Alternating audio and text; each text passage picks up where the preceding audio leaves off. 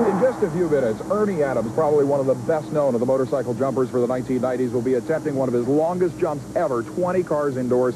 And Ernie, you are probably the most atypical of your genre. The motorcycle jumpers have always been associated with the Evel Knievel type, yet you are one of the more articulate and well-read guys in this business. What are you doing here? I got addicted to this. I don't have to do this for a living. I enjoy traveling. I love to have 20, 30,000 people holding their breath all at one time with me. That's a big thrill for me and the best adrenaline rush I've ever run into in my life. You pointed out that you don't have to do this, and I should probably make it clear that you are a registered radiographer. You are involved with the Nuclear Regulatory Commission for a career for quite a few years. Right, for almost 3.5 years. I'm certified as a level 2 radiographer, which means I go into a nuclear plant and x-ray the pipes, wells, and valves and tell them whether or not it will stand the stress that they're put under. Which is a daredevil stunt in itself. It scares me almost as much as this did, but this is the one that really gets me. What kind of speed are you going to have to hit the ramp to clear 20 cars? Okay, for 20, the first jump, 16 cars at 71 miles an hour. You're looking at 79, 80 miles an hour on the last jump. Now, that's the difference between my ramp and the other jumpers. To jump 100 feet, I have to go 71. To jump 100 feet, they have to go 58. However, I like the speed ramp because I can bog the bike and get the front end down. It's one thing that hopefully everybody will notice tonight is that the front end is always lower than the rear end when it hits. So if you hit it the same attitude that the ramp is at, it absorbs. It's not as severe of an impact. Now, you're talking about the differences in ramps. A lot of drivers have that lip at the end, like a ski jump lip, that kicks them up in the air. You use a flat ramp. It's pure power to get over these cars, right? Pure power. I like it. Makes you pay attention. Well, believe me when I tell you that not only will Ernie Adams be paying attention when he tries to clear 20 cars, but so will the crowd. And one of the things both the crowd and Ernie will have to pay attention to is the incredibly limited stopping distance here. Ernie will be driving head-on into a pile of more than 100 3-foot square boxes used to absorb the energy of the landing. And remember, with that nose-down landing attitude, it makes it incredibly difficult to control this machine. Here comes the first attempt at 16 cars. He lands and uses those boxes hard enough to send him backwards off the bike, but he's obviously okay.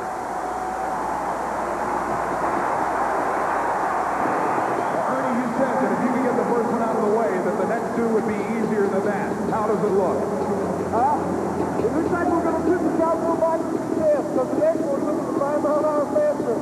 So we're going to put a couple more rows out there just to make sure. We might make a couple more speed runs. It's wet out there. I'm getting water on my face. Everybody bear with me. And we'll see if we can't do 20 cars here. All right, they're going to push the ramp back to 120 feet, 15 more feet, right, for the next jump. Yes. So the how you're doing it out there in the wet weather, like I said, your helmet is wet, your leathers are wet, it's got to be pouring out there. When you got this many people and holding the breath with you, you can do a whole lot of things you can't usually do. We'll see if it helps, guys. Congratulations on the first jump. Ernie Adams gets ready for jump number 2. They will move the ramp back. The weather is obviously becoming a bigger and bigger problem. It is raining outside, and he has to start literally in the parking lot now, 5 miles per hour faster. Here he comes. A picture-perfect hit again, and harder into the boxes this time. I think that one really stunned him. He is apparently clearing the ramp by more than 30 feet every time. It's amazing that you make the jump look so easy, but that stopping looks so rough. You hit it pretty good that time. That one actually took me. I also bit my bars and my speedometer. So, just on the landing because you were on the brakes so hard when you came down? Yeah. But when I hit the boxes, I mean, they are so thick, and hopefully I won't get through to the hay bales this time. I think we went like 3 deep then. So we're going to be 7 boxes deep this time. Now, you're going to have to hit this time, as I pointed out to the crowd, at like 81 miles an hour. Are you going to be able to build up that kind of speed out there? We're looking at 79 to 80. It's raining. It's wet.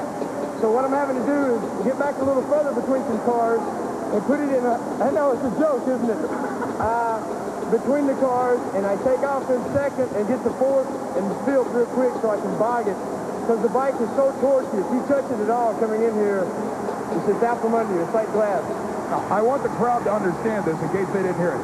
You had to pick up extra distance out in the parking lot to build up the speed, and you are starting out in the parked cars, right? Right. And the guy that owns the 79 Dodson, I'm really sorry about the little scratch. I had to get in between them. Unbelievable. Good luck. I know this is going to be a tough one. Ladies and gentlemen, come on, make some noise as Ernie Adams takes it out for one last shot.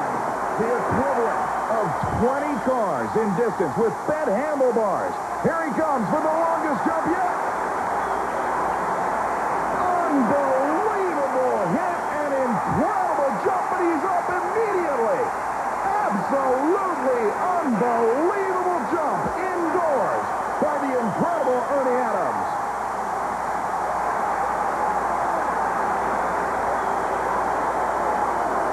On the replay, watch the bike compress, then get sideways while he tries to get on the brakes before the boxes come up. The man is literally made of iron. Right back up on his feet to the roar of 40,000 fans. Pretty good hit, no question about it. Hey, I really want to make another speed run, but it's pouring down rain outside right now, and it feels like ice. I mean, the pavement is just as slick as it can be. I got to tell you, regardless of the fact that you made it successfully, you know as well as I do that one was out of control. That was out of control. At least on the landing. Well, let's take a look at the instant replay here, and you can see what you thought. I like the front end down. I did get it down a little further than I wanted to this time.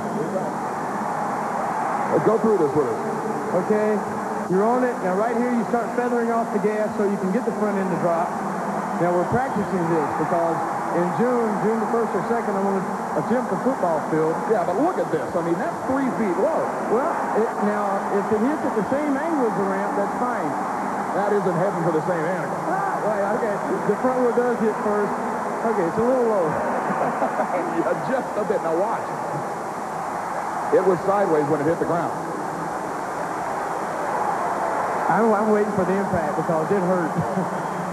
The boxes aren't quite as... No, yeah, well, okay. I'm starting to miss the boxes. Watch this spin because it whipped you around. It's just like riding a horse. Down you go. I like the way the bike came down on that left leg or right leg, too. You know, I haven't felt that yet. The wrist and the jaw I felt.